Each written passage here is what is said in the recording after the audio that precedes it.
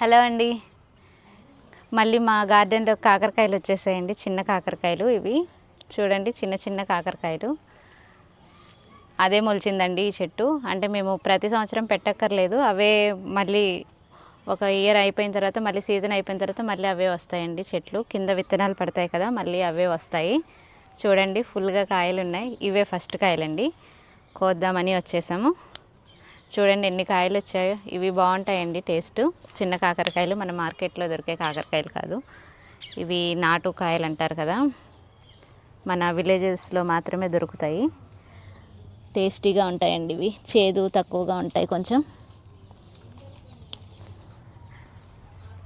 చూడండి అసలు అయితే ఇక్కడ తీసేద్దాం అనుకున్నామండి ఈ చెత్త అంతా, కానీ ఈ చెట్టు అల్లుకుందండి, ఇది కాకర తీగ అల్లుకుంది. సరే దీన్ని ఎందుకు మళ్ళీ కదపడం అనేసి ఇలా ఉంచేసాము.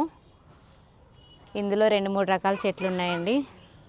కాయల్లోనే 2-3 టైప్స్ ఉన్నాయండి. ఒకటి తెల్లగా ఉండేది, ఒకటి స్మూత్గా పైనంత స్మూత్గా ఉండేవి, ఇంకా కొంచెం పెద్ద సైజులో ఉండేవి, అలా రకరకాలు ఉన్నాయండి. చూడండి ఈ కాయలు.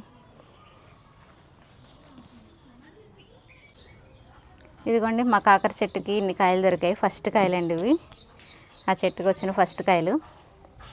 చూడండి చాలా ఇలా పండు అయిపోయాయండి. మళ్ళీ ఇవి నెక్స్ట్ ఇయర్ విత్తనాలకు పనికొస్తాయి.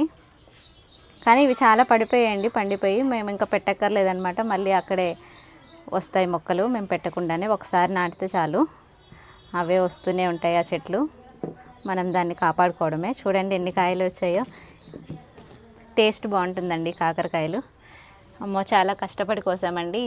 ఈ సీజన్లో మొక్కల్లో చాలా దోమలు ఉన్నాయి, దోమలన్నీ పట్టుకున్నాయి మమ్మల్ని. కానీ ఇన్ని కాయలు వచ్చాయండి. మీరు కూడా మొక్కలకి దోమలు రాకుండా, పురుగులు రాకుండా స్ప్రే చేసుకోండి ఏమన్నా.